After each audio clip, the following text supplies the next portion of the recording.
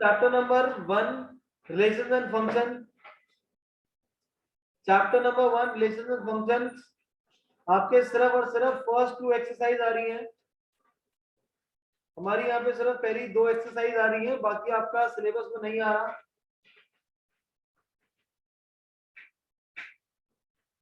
First वाली exercise में हम लोग रिलेशंस की बात करेंगे, सेकंड वाले के अंदर हम लोग फंक्शंस की बात कर रहे हैं। सबसे पहले आपका आता है रिलेशंस। लास्ट ईयर जो हम लोगों ने पढ़ा था 11th स्टैंडर्ड में, उसी से रिलेटेड है। जिन लोगों ने नहीं पढ़ा था कोई बात नहीं, आपके कोई भी दो सेट्स हैं, यहाँ पे एलिमेंट है ए बी सी, ये फर्स्ट सेट, ये हमारा सेकंड सेट हो जाएगा। यहाँ पे एक एलिमेंट है अनु, यहाँ पे है भानु, चुन्नू, और यहाँ पे आ जाएगा डॉग। अब आपने क्या कर रखा है, ए अनु से रिलेट हो रहा है, बी भानु से रिलेट हो रहा है, सी चुन्नू से रिलेट हो रहा है। क्लियर है जी? तो यहाँ पे रिलेशन है, क्या रिलेशन है कि बी वाले सेट में जो भी एलिमेंट है उनका जो फर्स्ट लेटर है, उनका वो सारे सारे लेटर्स कहाँ आ रहे हैं, हमारे ए के अंदर आ रहे हैं। क्लियर है जी? यहाँ पे क्या हो जाएगा आपके पास, आर एक रिलेशन हम लोग डिफाइन कर रहे हैं। आर में ए कॉमा बी टाइप के एलिमेंट है, ए कॉमा बी ये ऑर्डर्ड पेयर है। कैसे ordered pair? Because A relate हो रहा है अनु से, फिर हो जाएगा ए कॉमा अनु।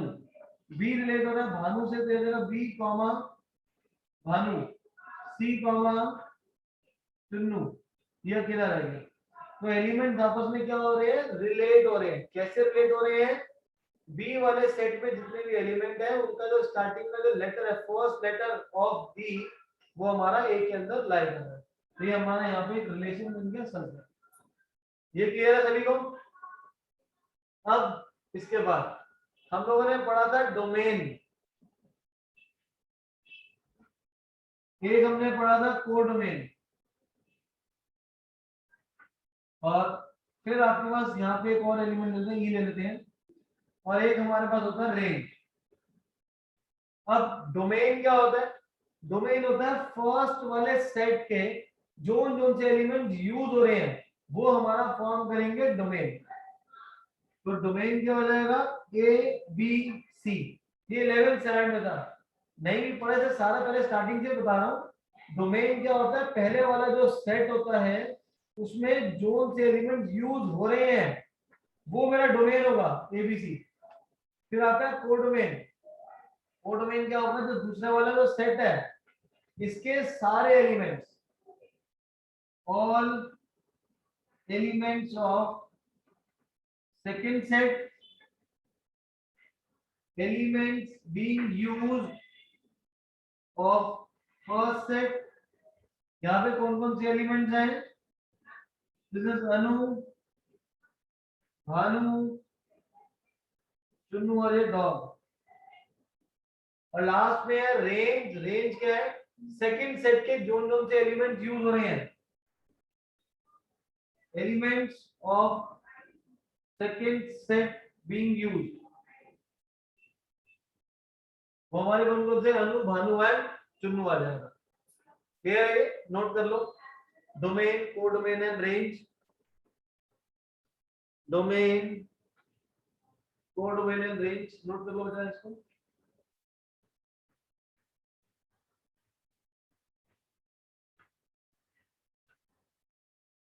ऑनलाइन सहज, एहसास, संचित, आकृति, निश्चय।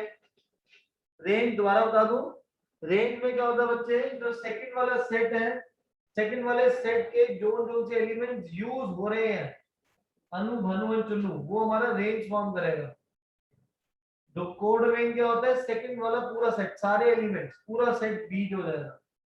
और डोमेन क्या होता है, फर्स्ट वाले सेट के जोन से एलिमेंट यूज हो रहे हैं, तो यहाँ पे यूज हो रहा है एबीसी सिर्फ यूज हो रहा है, तो वो डोमेन हो जाएगा। नोट करके डन। आई होप निश्चय, संचित, एहसास, आकृति समझ आ रहा है। शादी का छुट्टी पे तेजप्रीत पन्नी कितना छुट्टी है सर, डीओजे क्यों नहीं यूज करा? डीओजे क्या होता है भाई, व्हाट इज डीओजे?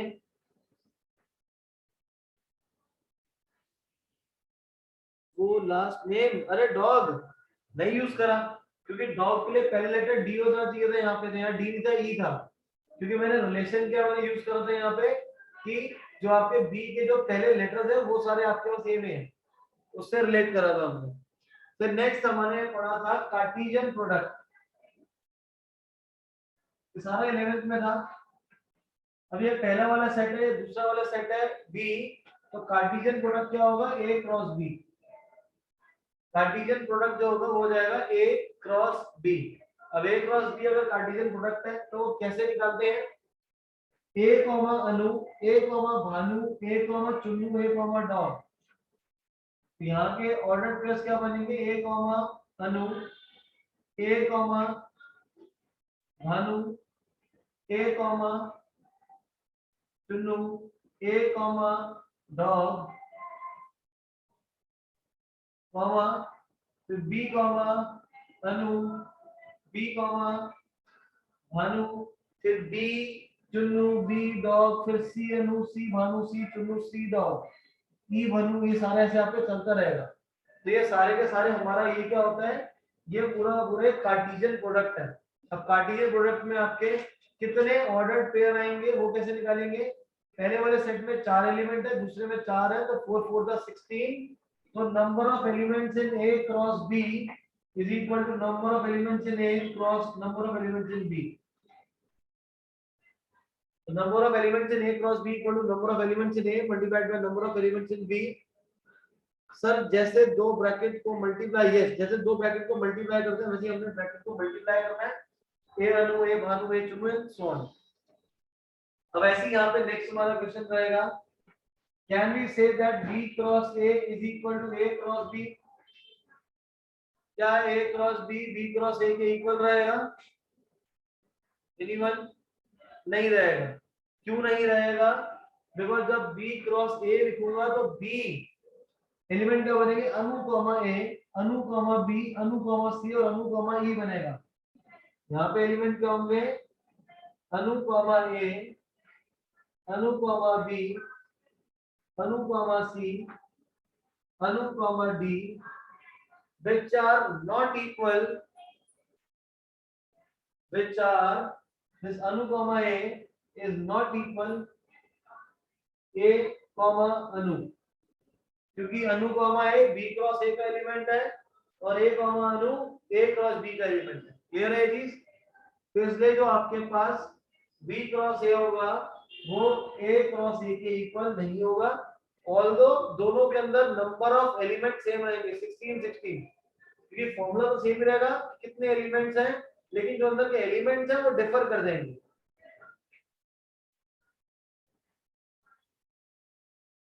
ये फॉर्मूला में ये बोल रहा है कि ए क्रॉस बी में कितने एलिमेंट होंगे कार्टेशियन प्रोडक्ट में, number of elements in A multiplied by number of elements in B. Note कर लो बेटा इसको।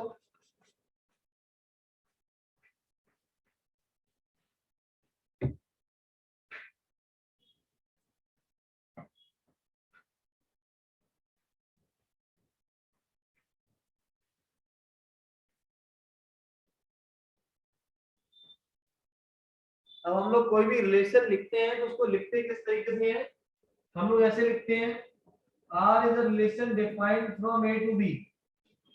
ये जो लिखा हुआ है इसका मतलब क्या होता है, R is a relation defined from A to B। Functions में होगा तो इस तरीके से होगा F defined from A to B, इसका मतलब ये है। अब कोई भी जो हमारा ऑर्डर्ड पेयर होता है वो A कॉमा B होता है, इसका मतलब क्या है, ये जो A है ये A से बिलोंग कर रहा है, ये B कहां से बिलोंग करेगा, कि पीछे वाला एलिमेंट B से बिलोंग करेगा। A belongs to A and B belongs to B, इस तरीके से रहेगा ये। नेक्स्ट अब है हमारे पास टाइप ऑफ रिलेशंस। अब टाइप ऑफ रिलेशन में डेफिनेशन नंबर अगर 1 देखेंगे तो आपको बस बोल रहे हैं, वहां पे आपको बोल रहे हैं relation R is said to be a empty relation, NCERT page number 2, if no element of A is related to any element of A. अगर कोई भी दो सेट्स हैं ए कॉमा बी, अगर कोई भी एलिमेंट ए का बी से रिलेट नहीं हो रहा तो वो एक एम्प्टी रिलेशन हो जाएगा। क्यों, क्योंकि उस रिलेशन के अंदर कोई भी एलिमेंट नहीं आएगा। जैसे सेट्स में होता है वॉइड नल सेट होता है, जैसे कोई भी रिलेशन में अगर कोई एलिमेंट नहीं आ रहा तो वो हमारा क्या हो जाएगा, वो हमारा एम्प्टी रिलेशन हो जाएगा। डेफिनेशन नंबर 2 आपको बोल रहा है यूनिवर्सल। यूनिवर्सल में क्या हो जाएगा, अगर हर एक एलिमेंट दूसरे एलिमेंट से रिलेट हो रहा है तो वो हमारा हो जाएगा एम्प्टी रिलेशन। बट एग्जाम में आपको 11th में ये सब तो बेसिक्स है, 12th में अब आपको आएगा क्या, आपके पास एक क्वेश्चन गिवन होगा, क्वेश्चन में आपको कोई ना कोई रिलेशन डिफाइंड होगा, कोई ना कोई रिलेशन डिफाइंड है such that r is equal to a b such that b is equal to a plus 3। आपको इस तरीके से गिवन है और आपको बोल रहे हैं कि आपके पास एक सेट है 1 2 3, इसके ऊपर हमने एक रिलेशन यहाँ पे डिफाइन कर रखा है जो कि है a b such that b किसके इक्वल है, a प्लस 3 के इक्वल है। अब इस रिलेशन को शो करो कि ये रिलेशन क्या है, रिफ्लेक्सिव है, सिमेट्रिक है और ट्रांजिटिव है। हमें रिलेशन को 3 पार्ट्स में डिवाइड करते हैं, जो 3 पार्ट्स होते हैं रिलेशन के वो हमारे होते हैं बेटा रिफ्लेक्सिव, सिमेट्रिक एंड ट्रांजिटिव। अब इसका मतलब क्या होता है रिफ्लेक्सिव का, अगर मैंने कोई भी एक सेट ए के ऊपर अगर मैं कोई रिलेशन लगा रहा हूं तो ए कहां से बिलोंग करेगा, ए से, तो मेरे को शो क्या करना होगा कि ए कॉमा ए ये रिलेशन में बिलोंग करता है। अगर ए एक एलिमेंट मेरे किसी सेट से बिलोंग कर रहा है तो वो एलिमेंट ए कॉमा ए कहां पे आना चाहिए, रिलेशन में फॉर्म करना चाहिए। ये मैंने एग्जांपल के लिए लिखा हुआ है, यहाँ पे हो सकता नहीं भी हो।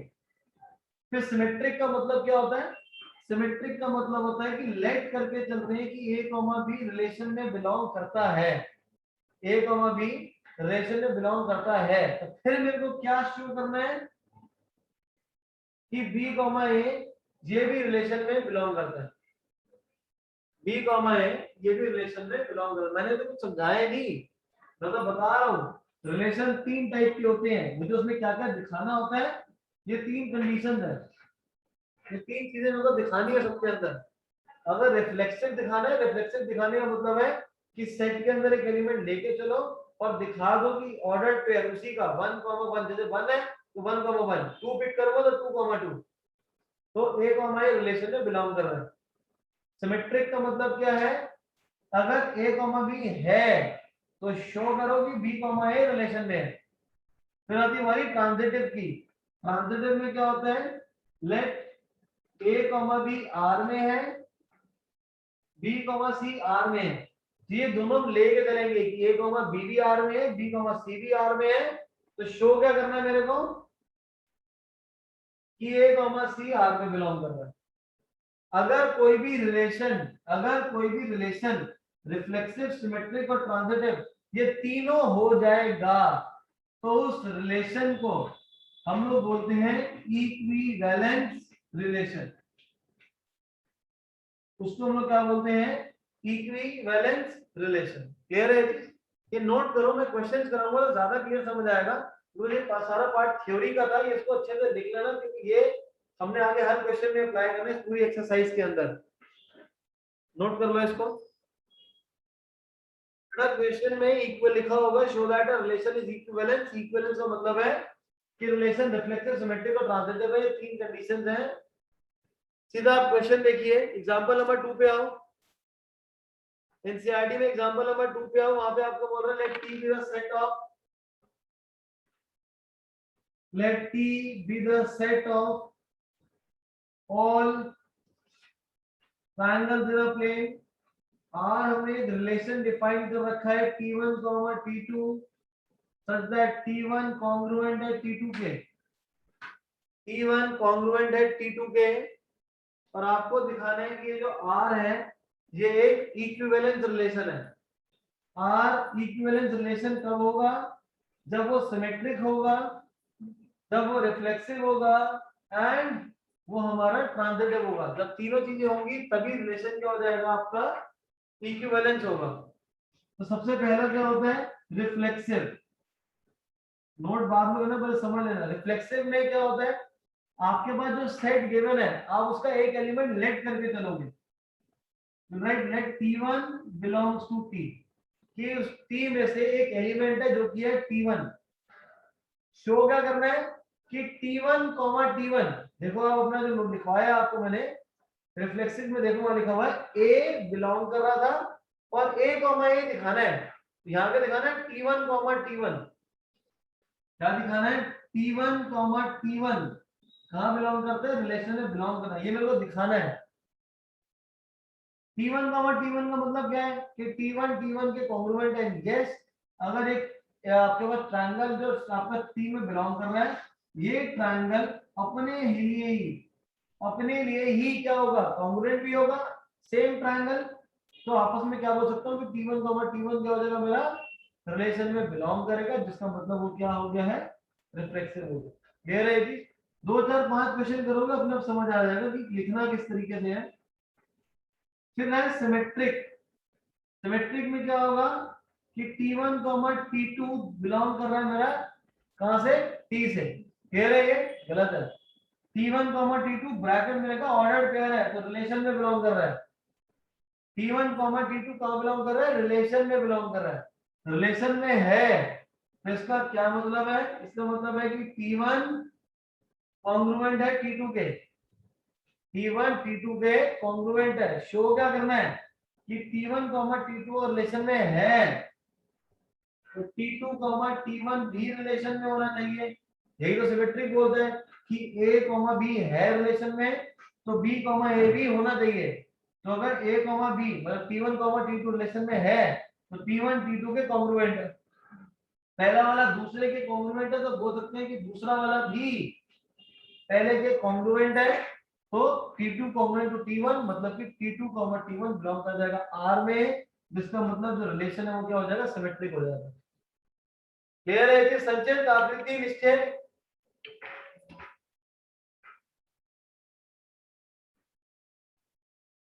नेक्स्ट, अब हमारे पास बचा ट्रांजिटिव। ट्रांजिटिव में क्या होता है? लेट T1 T2 बिलोंग कर रहा है रिलेशन में एंड T2 T3 बिलोंग कर रहा है रिलेशन में।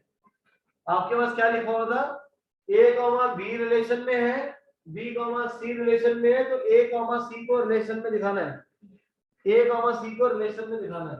और T1 T2 रिलेशन में है, इसका मतलब हो गया कि T1 कॉन्ग्रुएंट है T2 के, T2 T3 है, तो T2 कॉन्ग्रुएंट है T3 के। पहला वाला दूसरे के कॉन्ग्रुएंट है, दूसरा वाला तीसरे के कॉन्ग्रुएंट है। इसका मतलब हो जाएगा कि T1 कॉन्ग्रुएंट है T3 के, which implies T1 T3 belong कर जाएगा रिलेशन में, जिसका मतलब कि रिलेशन क्या हो गया? Transitive. Now since R is reflexive, symmetric and transitive, तीनों हो गया, which implies R is an equivalence relation। R हमारा क्या हो जाएगा? इक्विवेलेंस हो जाएगा। दोबारा से एक्सप्लेन करो। आपके पास R एक रिलेशन था T1 T2, T1 T2 के कॉन्ग्रुएंट था। रिफ्लेक्सिव में एक एलिमेंट सेट का लेके चलेंगे और रिलेशन में दिखाना उसी सेट को, तो एलिमेंट को तो T1 T1 लाना पड़ेगा, तो सेम T1 अपने लिए ही कॉन्ग्रुएंट हो जाएगा। तो T1 T1 R में सिमेट्रिक लेके चलोगे, T1 T2 कॉन्ग्रुएंट होगा, तो T2 T1 को कॉन्ग्रुएंट होगा, तो T2 T1 R में आ जाएगा। ट्रांजिट में T1 T2 T2 T3 and we can solve it. करो फटाफट और क्वेश्चंस करें फिर। Now example number 3।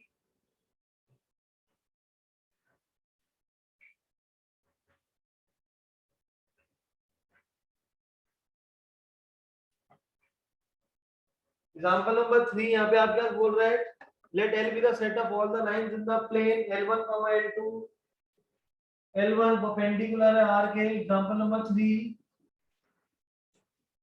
रिलेशन में आपको बोल रहा है L1 L2 such that L1 perpendicular है L2 के। R is symmetric but neither reflexive nor transitive। Show करना है हमें। सबसे पहले हम लोग दिखाएंगे रिफ्लेक्सिव के लिए। रिफ्लेक्सिव में आपको बोलेगा, लेके चलेंगे let L1 belongs to the set, set हमारा L है। अब रिलेशन में लाने के लिए मेरे को L1 के परपेंडिकुलर लाना पड़ेगा। अब like we have a line L1, can I say that L1 is perpendicular to L1? L1 के परपेंडिकुलर नहीं हो सकता, which implies L1 is not perpendicular to L1, which implies L1 comma L1 does not belongs to the relation R, जिसका मतलब हो जाएगा कि ये रिफ्लेक्सिव नहीं है। फिर आएगा सिमेट्रिक। सिमेट्रिक में हो जाएगा कि L1 comma L2 belongs to R, इसका मतलब हो जाएगा कि L1 L2 के परपेंडिकुलर है, यही रिलेशन में मेरे को गिवन है।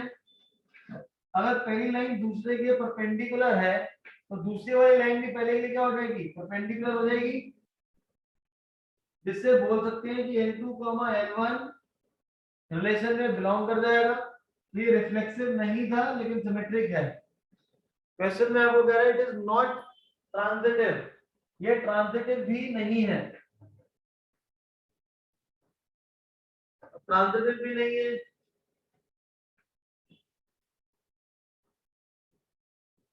तो आप क्या लेके चलेंगे? Let L1, L2 belongs to R, L2, L3 belongs to R, L1 L2 भी R में है, L2 L3 भी R में है। अगर L1 L2 R में है तो इसका मतलब L1 परपेंडिकुलर है L2 के, L2, L3 है, दैट मींस L2 परपेंडिकुलर है L3 के। So can I say that L1 is perpendicular to L3? क्या L1 L3 के परपेंडिकुलर होगा? अब इसके लिए ना आपको चेक करना पड़ेगा। L1 परपेंडिकुलर टू L2 है, ये भी यहां करते हैं, ये भी लाइन L1 परपेंडिकुलर है L2 के, L1 परपेंडिकुलर है L2 के, और L2 परपेंडिकुलर है L3 के। यहाँ पे एरिया L3, ये L2 L3 के परपेंडिकुलर है, L1 L2 के परपेंडिकुलर है। तो L1 और L3 आपस में क्या परपेंडिकुलर होंगे? नहीं होंगे, ये दोनों लाइन आपस में पैरेलल हो जाएंगी। So L1 is not perpendicular to L3, which implies L1, L3 does not belongs to the R। इसका मतलब ये ट्रांजिटिव नहीं है। क्लियर है? चलो फटाफट।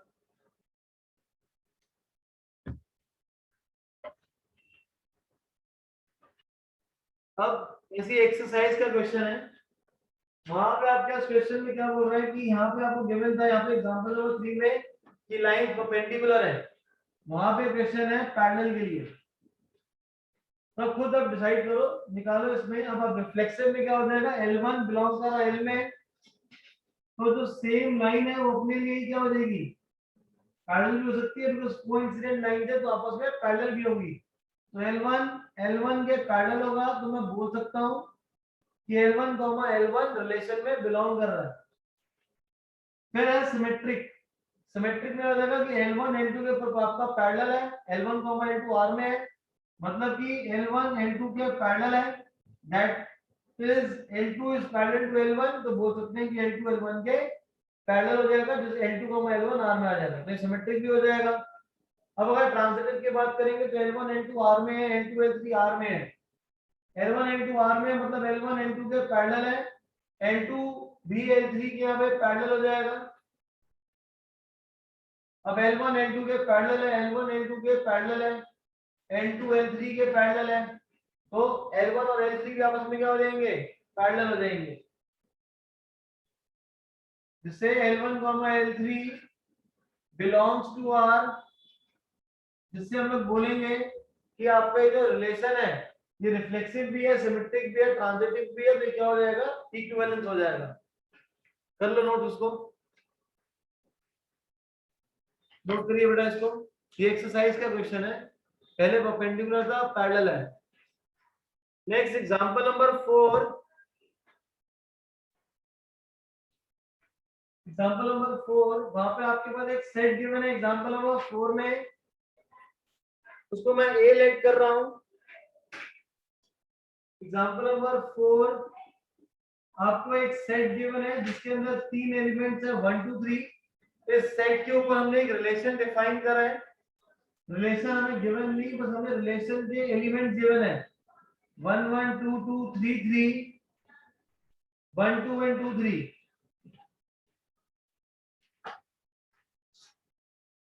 1 2 1 2 3 ये आपको गिवन है। आपको क्वेश्चन में कहना है show that the relation is reflexive but not symmetric not transitive. Reflexive कैसे शो करेंगे? अगर सेट में 1 बिलोंग कर रहा है, 1 बिलोंग्स टू ए, तो 1 1 आर में बिलोंग कर रहा है, 2 ए में बिलोंग करता है तो उसके लिए 2 2 भी बिलोंग कर रहा है, 3 बिलोंग करता है तो उसके लिए 3 3 भी रिलेशन में बिलोंग करता है। क्लियर है ये चीज? अब आपको दिखाना है कि सिमेट्रिक नहीं है। रिलेशन में एक एलिमेंट है 1 2, 1 2 रिलेशन में बिलोंग कर रहा है, लेकिन यहाँ पे इसके अंदर 2 1 नहीं है, but 2 1 does not belongs to R. तो इसका मतलब क्या हो गया कि R is not symmetric. Not दिखाने के लिए एक ही केस बहुत होता है। नॉट के लिए मैं इस 2 3 को भी पिक कर सकता था, तो 3 2 बिलोंग नहीं कर रहा। क्लियर है? फिर मेरे को दिखाना है ट्रांजिटिव।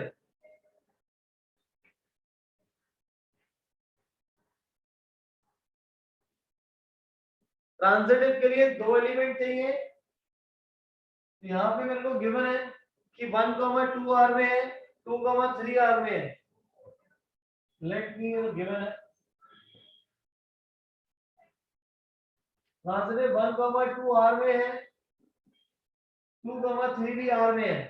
अगर ये दोनों एलिमेंट्स आर में हैं तो इन दोनों से अगर ट्रांजिटिव होता तो 1 3 भी आर में होना चाहिए था, बट यहाँ पे 1 3 आर में नहीं है। 1 3 does not belongs to R, इसका मतलब ये ट्रांजिटिव भी नहीं है। क्लियर है? करो इसको।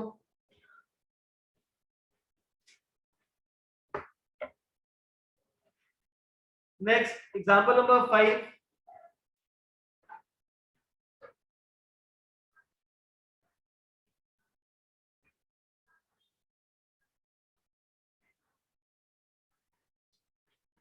आपके पास एक रिलेशन गिवन है।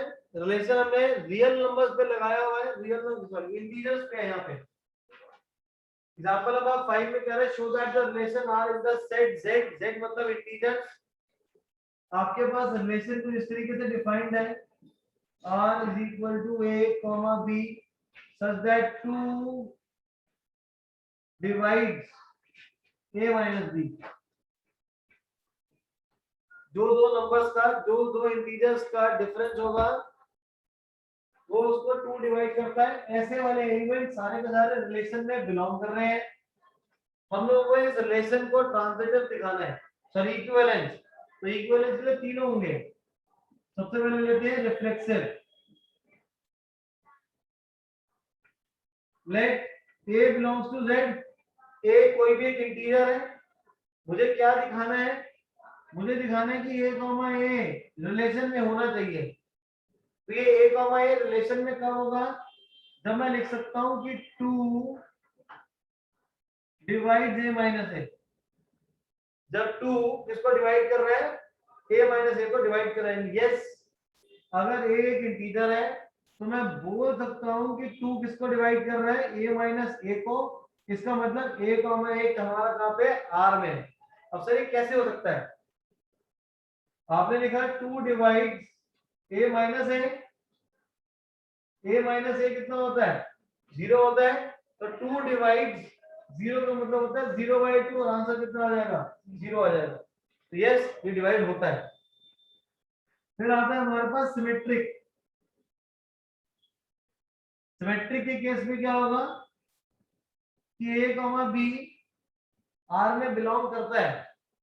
मेरे को शो क्या करना है कि b, a r में है। अगर a, b r में है तो इसका मतलब हो जाएगा कि 2 डिवाइड a माइनस b। 2 किसको डिवाइड करेगा, a माइनस बी को डिवाइड करेगा।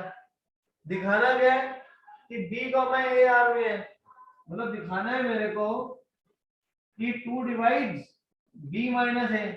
अब ये तो उल्टा हो गया, ये कह रहा है कि 2 डिवाइड कर रहा है a माइनस b को, मांग क्या रहा है कि 2 डिवाइड किसका करता है, b माइनस a को। तो एक काम करो, यहां से माइनस कॉमन ले लो a माइनस b से, तो क्या हो जाएगा, b minus minus of b minus a हो जाएगा। अब वो 2 अगर -6 को डिवाइड करेगा तो 2 6 को भी डिवाइड करेगा। क्लियर है ये बात कि अगर 2 a माइनस b को डिवाइड करता है, इसी के साथ में लिख देता हूं, जैसे 2 डिवाइड a और b की वैल्यू ले लेते हैं, a को लेट कर लेता हूं अज्यूम करके 4 और b को 10 ले लेते हैं। तो अगर a डिवाइड कर रहा है 4 माइनस 10, 4 माइनस 10 मतलब -6 को डिवाइड करता है, अगर ये हो गया -6, तो 2 डिवाइड करता है -6 को, तो 2 किसको डिवाइड करेगा, 6 को भी डिवाइड करेगा। क्यों कर रहा है, क्योंकि यहाँ पे जो सेट है वो मेरा z का है, इंटीजर्स का है, तो मैं नेगेटिव वैल्यूज भी ले सकता हूँ। अगर ये नेचुरल नंबर होगा तो कुछ नहीं हो पाता, ये अगर नेचुरल नंबर कर दूंगा तो नहीं हो पाएगा, ध्यान रखना। अब ये b कॉमा a कहां बिलोंग कर जाएगा, आपका रिलेशन में बिलोंग कर जाएगा। तो इसकी वजह से ये क्या हो गया, हमारा सिमेट्रिक भी हो गया।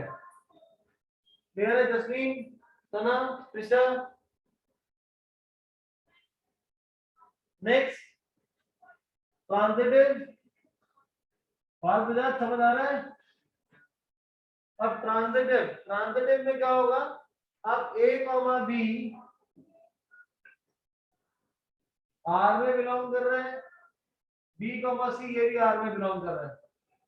शो क्या करना है कि a कॉमा c आर में है, a कॉमा c आर में रिलेशन में, a भी अगर आर में है, इसका मतलब है कि 2 divides a minus b, b comma c का मतलब है कि 2 डिवाइड्स b माइनस c।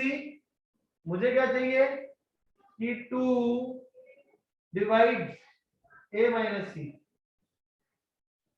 अब ये कैसे लेकर आऊं, मेरे पास तो कह रहा है कि 2 a माइनस b को डिवाइड करता है, 2 b माइनस c को डिवाइड करता है।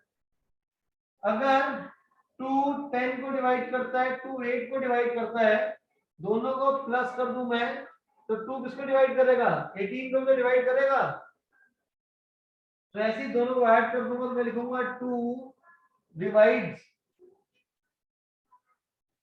a minus b plus b minus c। ये भी तो हो सकता है, क्योंकि अगर 2 10 को डिवाइड करता है, 2 8 को डिवाइड करता है, तो 10 प्लस 8 18 होता है, तो 2 किसको डिवाइड करेगा, 18 को भी डिवाइड करेगा। तो ऐसे ही अगर 2 a माइनस b को डिवाइड करता है, 2 b माइनस c को डिवाइड करता है, तो 2 किसको डिवाइड करेगा, a plus b minus c को भी डिवाइड करेगा। क्लियर है ये? ब्रैकेट्स ओपन करेंगे यहाँ पे, ये हो जाएगा 2 divides a minus b plus b minus c, cancel हो गया, तो 2 डिवाइड्स a माइनस c है, जिससे मैं बोल सकता हूँ कि a कॉमा c कहाँ बिलोंग करेगा, रिलेशन में बिलोंग करेगा। तो ये हमारा यहाँ पे रिलेशन जो है वो रिफ्लेक्सिव, सिमेट्रिक एंड ट्रांजिटिव हो गया, मतलब कि ये इक्विवेलेंस रिलेशन हो जाएगा। अब ये सेम क्वेश्चन को अलग अलग तरीके से पास्ट ईयर में कैसे गिवन है, 2 डिवाइड a माइनस b देगा, 3 divide a minus b, 4 divide a minus b, minus की जगह यहाँ पे प्लस भी हो सकता है। ठीक है, तो ये आराम से जो भी इस टाइप के क्वेश्चन रहेंगे आप सॉल्व खुद कर लेंगे। आप लोगों को और अभी नहीं कर रहे कि इसमें ना नॉट वाले केसेस भी हैं, नॉट वाले केसेस में मुझे दिखाना होगा ये नहीं करना वो नहीं करना, उसमें वो डेसिमल नंबर फ्रैक्शंस में लेना पड़ेगा। तो आज एक सिंपल वाली जितने भी क्वेश्चन सारे हम लोग कंप्लीट कर लिए हैं। आपको जो क्वेश्चन करने हैं